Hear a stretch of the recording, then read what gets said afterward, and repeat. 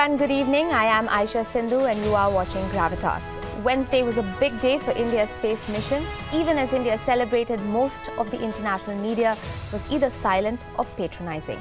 Let's give you an example of how this has happened before as well.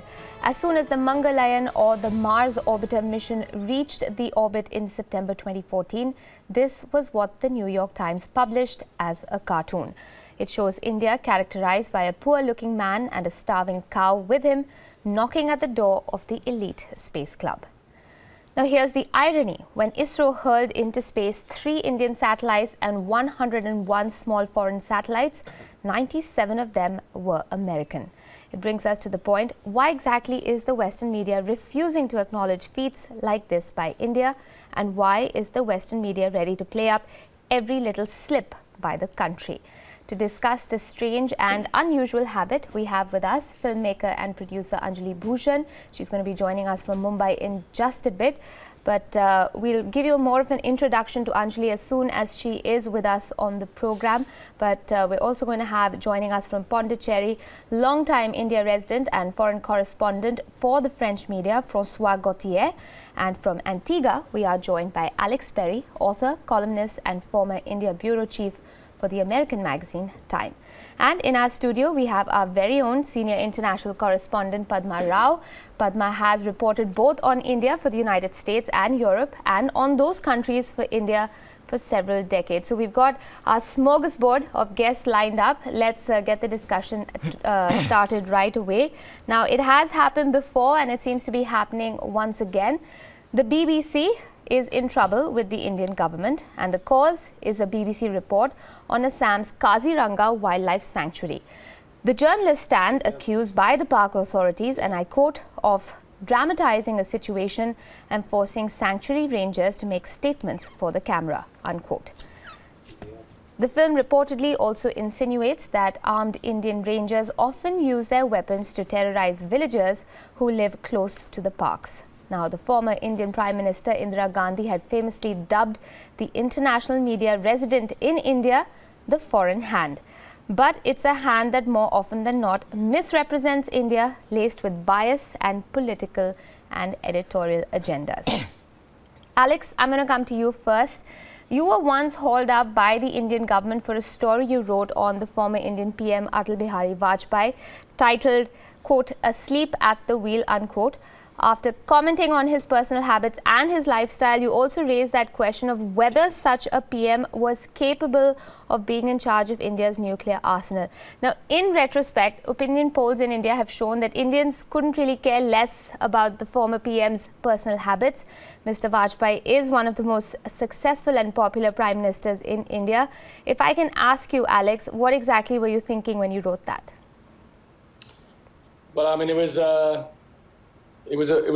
a factual report. I mean, we were looking. It was a time when India and Pakistan were going fairly head to head, and it wasn't a story that we kind of dreamt up and went out to source. It was a story I picked up just from doing the rounds of diplomats in Delhi.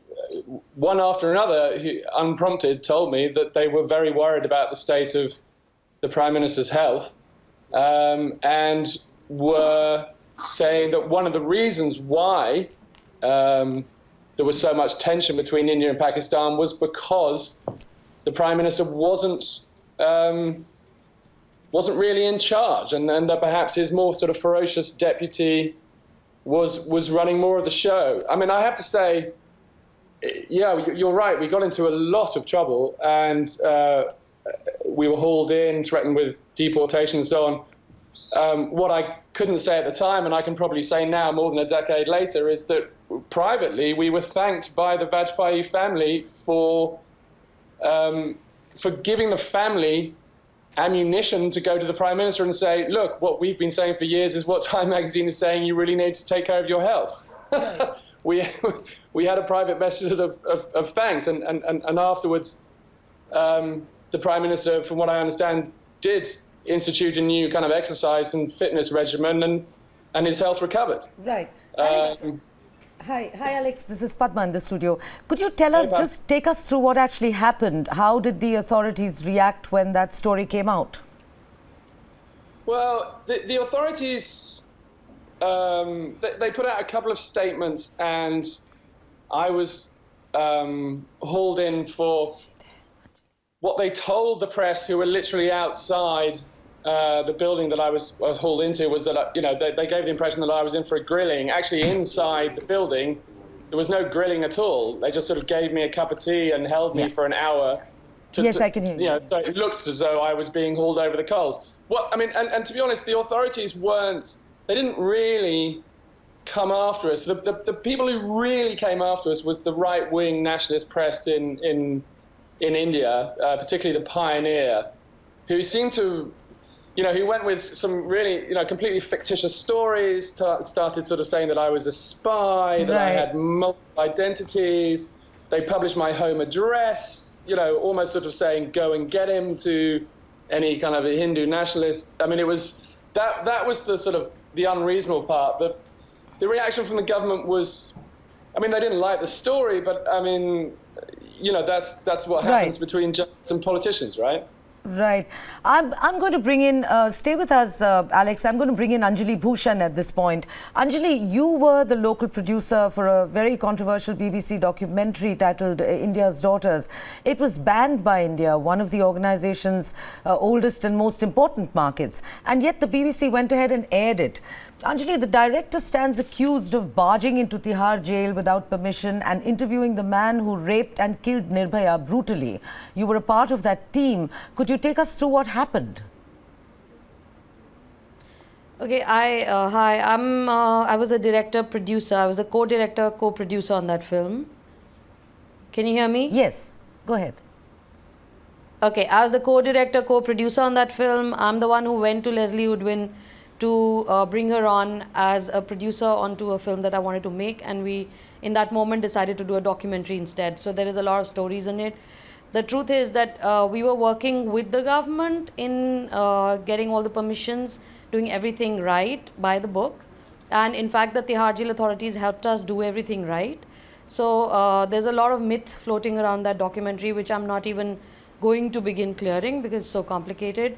We had a fantastic experience working with the authorities because they gave us permission for pretty much everything that we needed, including telling us how to go about it, because they understood our intention, and they were with us through it all. And it was I mean, as an experience, it was traumatic. It was extremely traumatic to interview rapists. We had to create, I mean, for any case, forget about this case, this was particularly gruesome, but in any case, and we did interview a lot more. We were trying to get to the bottom of why does a male rape, we're trying to get to the bottom of the heinousness of the crime. So our predicament when we started making the documentary was very different than the predicament of my co-producer on the finishing of the documentary or finishing of the shoot. In fact, I felt she needed me to create the permissions, to get the consent, because I had to create consent. Getting permissions is one thing, which the authorities did help us with, but to create consent from the rapists themselves to talk in front of the camera is another thing. So once I felt used by my co-producer, co-director, because once she had BBC on the board, who weren't there to begin with, she just wanted to weed me out, because she figured that this was a lot of money, and she figured there was a particular positioning that they might want to take later, which I might object to or not agree with. So they just needed me out. Right, Anjali. It was a traumatic experience. I'm sure, and I'm glad you were able to bring that to the table so as to sort of clear some of the murk surrounding why exactly so many people took offense to that documentary. But just to remind our viewers, the reason we are having this conversation today is because of what we've found here at WION to be a certain amount of silence or a derogatory or let's even call it patronizing coverage of the big feat that India India managed to pull off yesterday when it comes to the launch of 104 satellites in one go.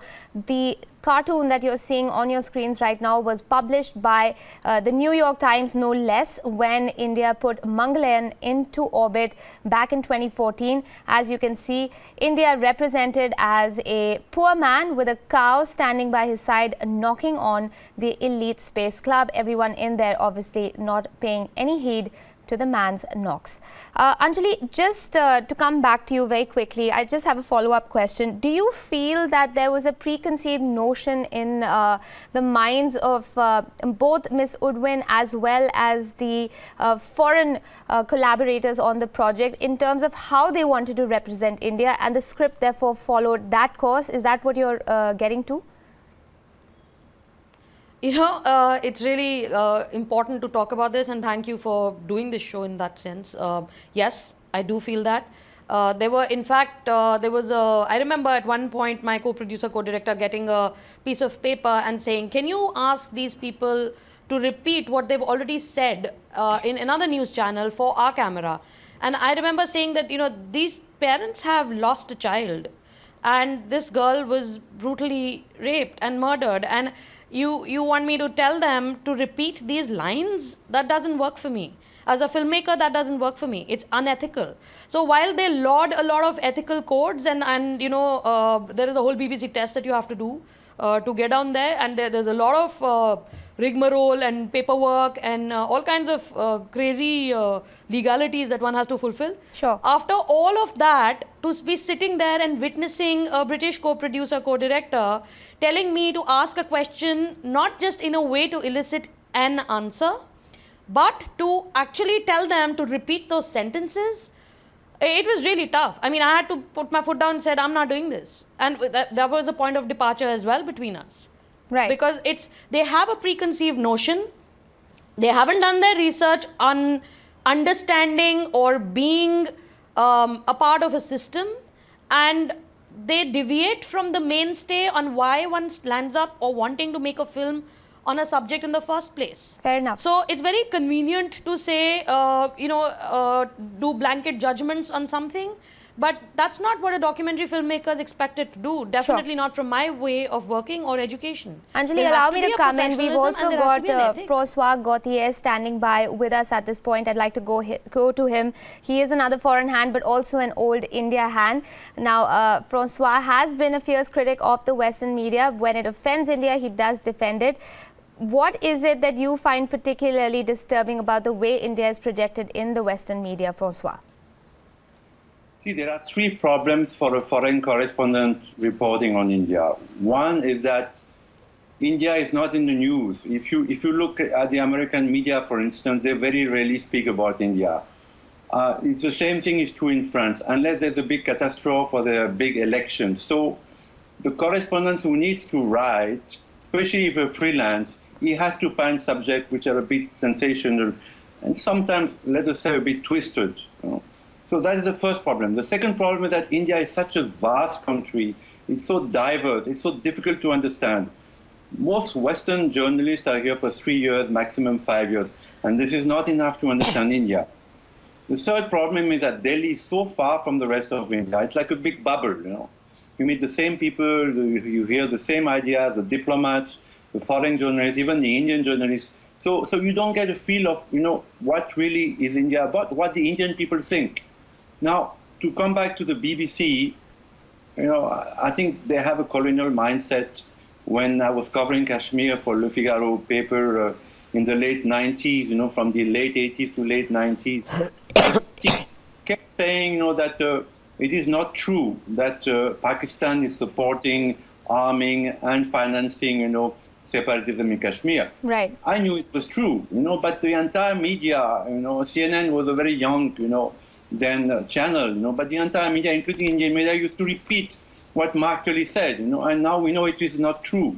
So there is a bias, you know, in the Western media reporting on India. It's both a colonial bias, you know, a feeling of complex of superiority, which is not conscious, I think, and at the same time, not enough time to know and love. It's a lovable country, India. There are many faults, you know, but, you know, there's so many lovable peoples, you know. okay, when there's a rape, and it was a horrible rape, but it's been mediatized so much, it's been heard so much in the West that any Western woman who wants to come to India is scared. Right. People tell her, don't come to India, it's a dangerous place. Actually, India is a much safer place than, than Paris suburbs and, or some parts of Washington or New York. It is not true. So there are many prejudices, on India, and I've been fighting against them, because I think this is a lovable country, it's a wonderful country, there are so many progresses have been made. So one needs to, without, being blind to India's faults, one needs to defend India. And this is not the case, and the New York Times, has been attacking India in such a nasty manner, whether it's against Mr. Modi, whether it's against the BJP, whether it's against other things, it's not good journalism. Right. Good journalism. In fact, it's interesting that you bring that up because, it's not just India that suffers on account of that bias. There are other developing countries as well. Padma, before I get to my question, in fact, just before we walked into the studio, there's been a blast in Pakistan. And I was just watching to see how different organizations cover it. More than 30 people have been injured. They're looking at about 25 dead in that blast at a Sufi shrine in Pakistan. Neither BBC, nor Al Jazeera, nor CNN, nobody cut to it. There was a small car bomb explosion in Iraq, but the BBC went to that. So I think there's obviously a lot more that goes behind the scenes in terms of how coverage is, looked at. Are there certain numbers that need to be met before you go to a story in India, Pakistan, or South Asia at large? But coming back to you, you've been on both sides of the fence. You've covered the US and Europe for India and the other way around as well. I remember you slammed the New York Times yourself on that article about pollution in Delhi. You really went after them. They seem to have gotten your goat.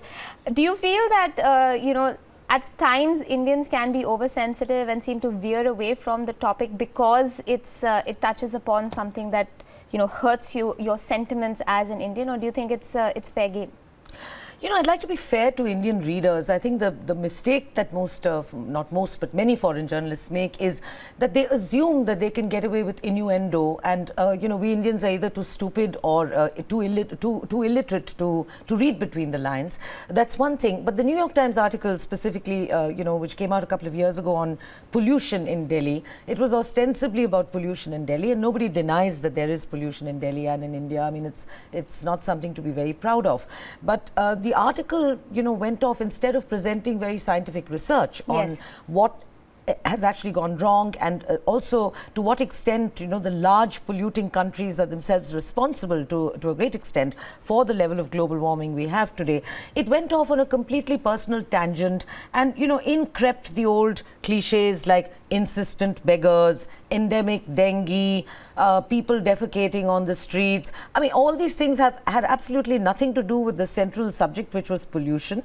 And also it ended with a very asinine comparison to China, to information censored China, and also China, which is also reeling under pollution, except that we know very little about the actual statistics and figures. So saying that, China is much better off and my friends are still in China and here we are leaving India.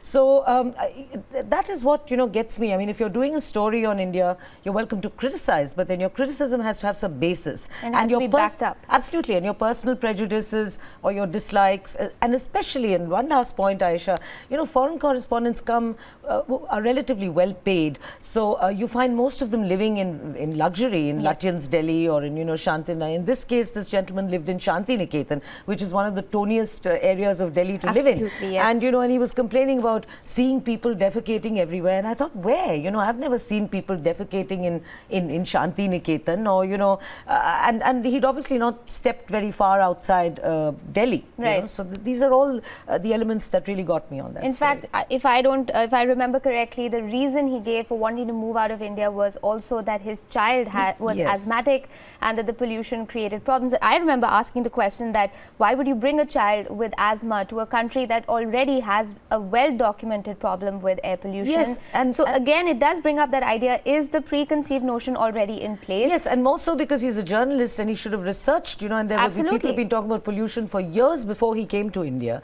And when I asked him that on a television debate as to how come, he said he'd never heard of pollution in India, which I think is ridiculous and shows up very badly about the quality of his research. And of course for the NYT as well. But let's get our other guests involved in the conversation as well. Alex, I'm going to come to you with that same question. You've covered the world as a foreign correspondent. Now, in terms of covering a country as unique and vast as India, do you find that it's just a soft target for reporters who have problems adapting to Indian culture? Look, I mean, if we're talking about foreign correspondence in general, and whether a country as big and as complicated as India gets a raw deal, of course it does. I mean, foreign correspondence is an anachronism. It's a kind of colonial hangover. I don't think there's anything intrinsically wrong with, say, a correspondent coming out from the US or the UK and reporting back to a newspaper there, trying to sort of interest his readers in what's going on in that country. But the problem becomes when, say, a story in the New York Times becomes kind of authoritative and definitive, assumes an authority, frankly, that it doesn't deserve.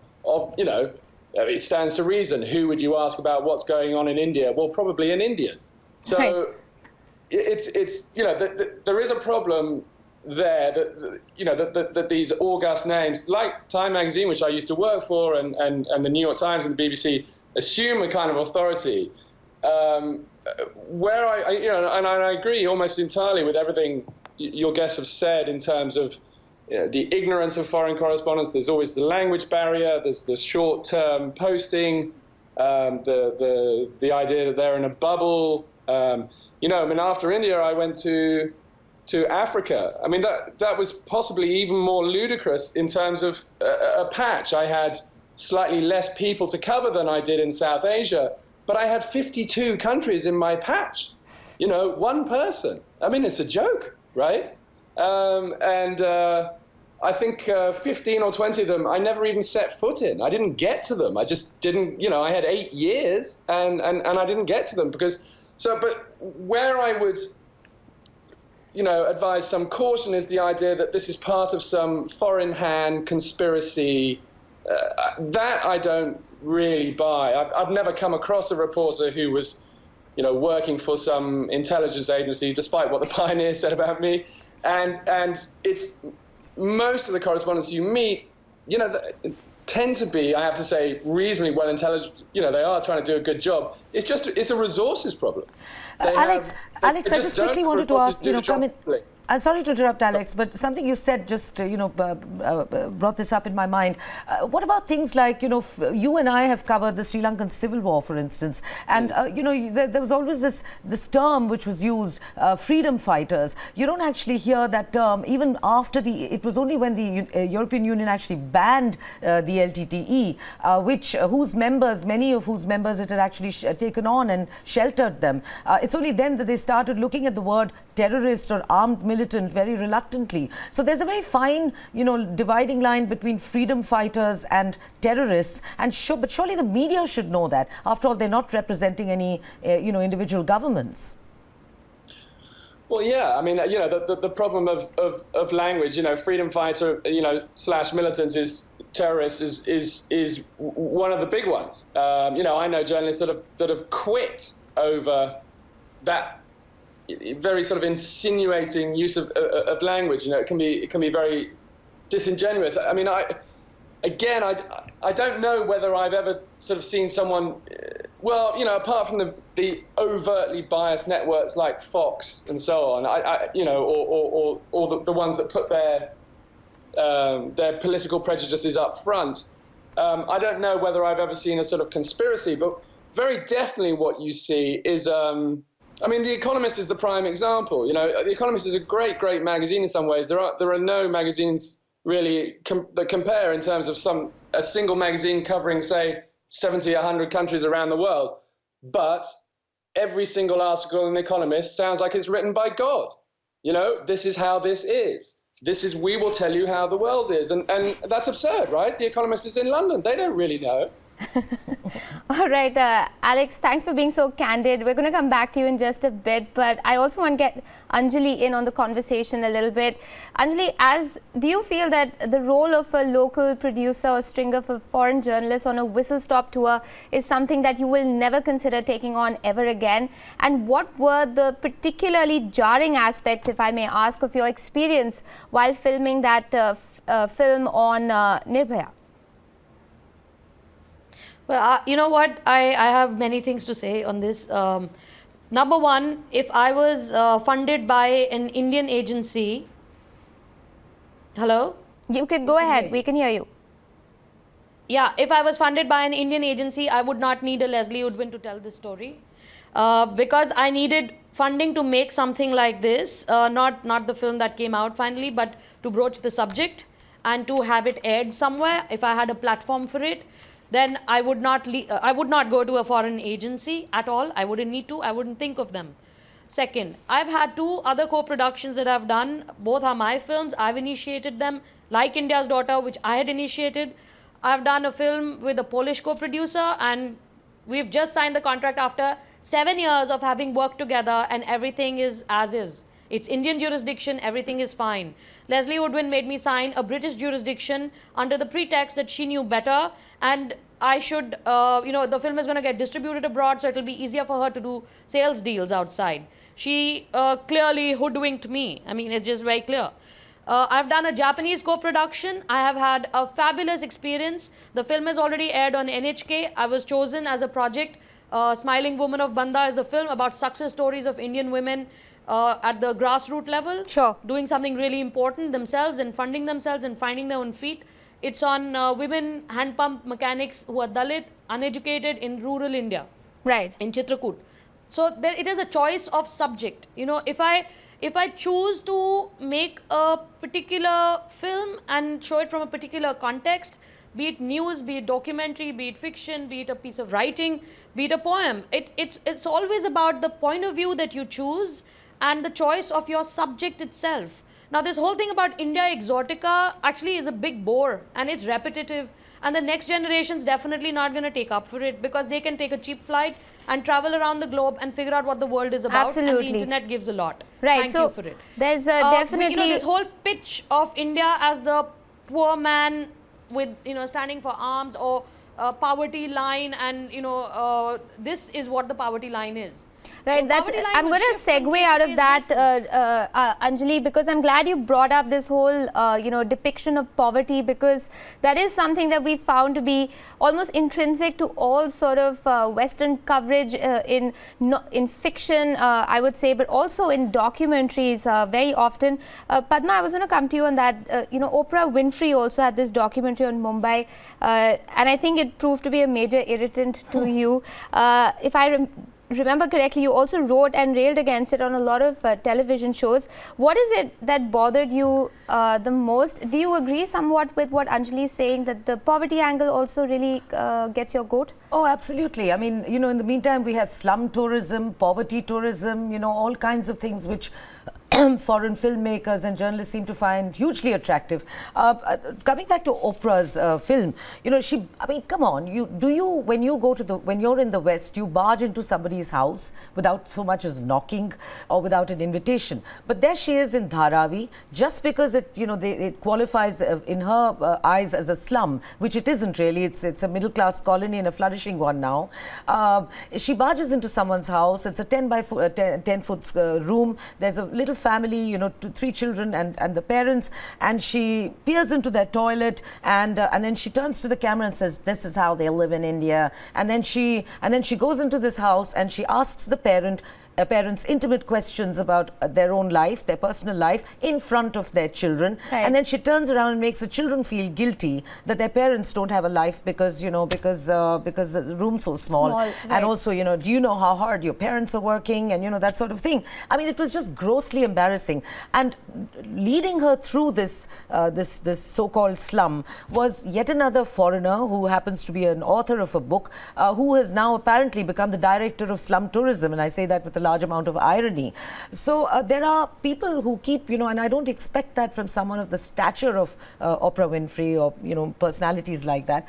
Surely, you expect better research from them. Absolutely. And also, a deeper, more in-depth film. And more sensitivity when it comes to different cultures as well. I mean, if you expect that when people visit your country, I suppose it's an expectation, or it is your duty to conduct yourself in the same manner when you go. And it's very intrusive to, be talking to someone and then turn to the camera and talk to the real world, so to speak, about how terribly and how horribly Indians live. Right. This is embarrassing. And just to have someone walk in with a camera into your bathroom, I mean, I'd never permit that to happen in my home. But Francois, I'm going to get you in on that. You will agree that innuendo plays a huge role in determining how any given story will be perceived, even by a reader or a viewer. Why is it, do you feel, that foreign editors automatically assume that Indians are perhaps, to use without putting too fine a point on it, too thick to sense that innuendo or read between the lines, so to speak? Well, I think the foreign editors, most of them never come to India, but they have fixed ideas about India. So if you're a correspondent, either you fit in, or you don't get published. So most of us, give in, and we do the kind of stories that they like and they think represent India. And poverty is one, because poverty sells. I mean, if you see the book of Dominique Lapierre, The Frenchman, The City of Joy, it sold millions and millions of copies, and that stupid film on, the Slumdog Millionaire, which is full of cliches and truth, It got Oscars in Hollywood. So poverty sells. It fits into the minds of Westerners, that unconscious, because my friend is right, there is no conspiracy, it's just an unconscious feeling of superiority, that my civilization, my Christian civilization is better. The British were like that, and the foreign correspondents are like that, Speaking of pollution also, I mean, I spend a lot of time in Delhi. I'm a jogger. I live near Lodi Garden. I jog a lot. I have never felt, uncomfortable. I've never felt breathless or, choked by pollution. I think China is more polluted than India. But China gets more respect than India because the Chinese, don't take things lying down. I mean, Mr. Vajpayee, as you hear, I mean, didn't react. He didn't, didn't mind, being criticized for his falling health. So Indians take things lying down. You can slap an Indian, you can slap him again, especially Hindus for that matter, and they don't say anything. So the foreign correspondents are encouraged, to write more and truthful. So I mean, it saddens me, because India is really a great country. It's, I mean, China is doing better, but India is a democracy. It's a cliche, but it is a democracy. There's a lot of freedom, there are a lot of good people. People here, don't riot, they pay, I mean, wherever they go in the world, they pay their taxes, they do well, they top in university. So they're not getting the attention that they deserve, and that's very sad. And I think the foreign correspondents have failed for the last 4 decades, and they're still going on. I mean, I thought it would change, but it's still going on. There's still negative articles about India are coming out in the major papers of the foreign press, on the New York Times, and that's very sad, very sad. Padma, do you agree then that there's a certain amount of responsibility on the part of Indians as well then to be more assertive perhaps? For instance, Francois brought up Slumdog Millionaire, and I remember a lot of people going gaga over the fact that it had won so many Oscars. But if the content of a film is, it represents your country in a light that you don't want it to, and if you do take these things to your heart, isn't it the responsibility then of Indians also to be more discerning in the kind of content they're consuming and the way in which they're being represented? Sure. I'd like to point out the difference between a feature film and a documentary or any other journalistic product. A feature film, fine, you have the choice of either seeing it or not seeing it. I mean, you have the choice of switching off your television screen as well. But the point is that you don't really expect, it is, a feature film can play with fantasy. And if it's somebody's poor fantasy that all of India is, originates in a slum and will go back to the slum, then that's their business and I don't need to see that film. But as a journalist, I think you have a greater responsibility, Right. which also documentary filmmakers fall pretty much under the same category. And I think there, you know, if you are talking about, let's say Dharavi or, you know, any particular very Indian thing, then you have to be well researched. And also, as Alex was pointing out, and as Francois pointed out, most of these guys, you know, don't really bother to actually go out and get their fingernails dirty themselves. For that, they have researchers, they have producers, they have the local staff. But when it comes to taking the credit for the byline, that's when they come in. Right. And this is an old sickness, you know, with the foreign media in India. I was in a fortunate position because I was one of the very few Indians who actually headed a bureau for a foreign publication for many, many years. But in 9 out of 10 cases, you're working under a foreigner who knows very little, but who thinks nothing of taking your story, giving it a top spin, Right. in keeping with what the desk wants, and churning it out. Okay, so there are, you know, the compulsions that everyone is working under. I suppose those have to be kept in mind as well, Padma. But, you know, speaking of journalists, Anjali, you know, Western journalism schools do place a great amount of emphasis on the ethics of journalism, especially when it comes to research. But going by your experience, would you say that foreign reporters on the road in India often deviate from what they've learned at journalism school? Do they tend to sensationalize a story just in order to grab those eyeballs, thinking that, you know, nobody is going to notice if they do that? I mean, I can't make blanket statements for all foreigners, because you also have a Francois here whose work I really respect, and I've actually read up a lot of stuff that he's written even when our problem was going on India's Daughter. So I can't say it as a blanket statement, but yes, I think there is a bigger danger there, because there is you're getting into a culture which you do not understand, number one. Second, you're going into a territory or a subject which you are measuring from a yardstick which you are not equipped to measure with. So you need to study something. It's not just hiring a researcher who's going to give you the matter. You need to get into it yourself. You can't make a documentary or a news piece or a fiction piece in a overnight flight and, you know, record something and leave. It doesn't work like that. You need to understand what you're doing. Third is the choice of subjects. If I started to constantly bombard in a newspaper about the US that children are not safe in the US because they get shot in schools, then all I will understand, or as a layperson, the only thing people will understand is that America is really unsafe for children because children get shot at school, because there's so many guns and the gun policy is so crap. So, Right. Well, it's going to affect the way people look at it, right? And similarly, if I start going to, I mean, country ABC and pointing out a negative about that country, and entire reporting is about that constantly, Yeah.